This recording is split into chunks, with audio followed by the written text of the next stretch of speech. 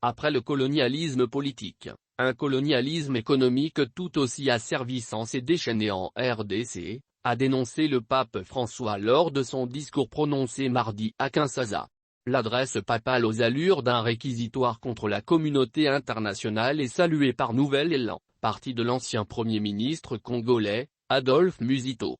Le souverain pontife a regretté le fait que la RDC, largement pillée, ne parvient donc pas à profiter suffisamment de ses immenses ressources. Le parti de Musito remercie l'évêque de Rome pour ce message franc et interpellateur.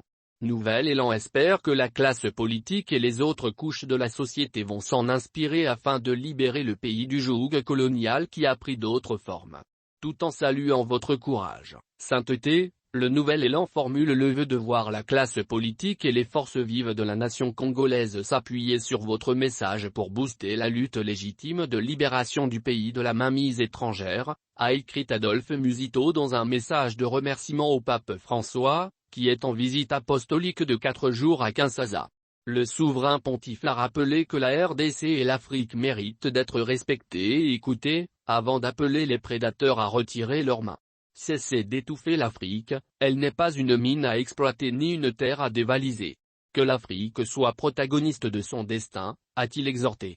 Le Nouvel Élan se réjouit de constater que ce discours demeure fidèle aux idéaux progressistes de liberté, d'indépendance et de justice sociale qui ont caractérisé le parcours du successeur de Benoît Xvi. Après avoir suivi votre discours comme chef du Saint-Siège et votre homélie comme pasteur, le parti politique Nouvel Élan vous félicite et vous remercie d'avoir dénoncé sans équivoque le colonialisme économique en Afrique qui se traduit notamment par la guerre de prédation dans la partie orientale de la RDC, a ajouté Adolphe Musito. Au regard de cette situation, le pape François a soulevé la nécessité de déployer une diplomatie de l'homme pour l'homme, des peuples pour les peuples, selon laquelle les opportunités de croissance des personnes soient au centre, et non le contrôle des zones et des ressources, les visées d'expansion et l'augmentation des profits.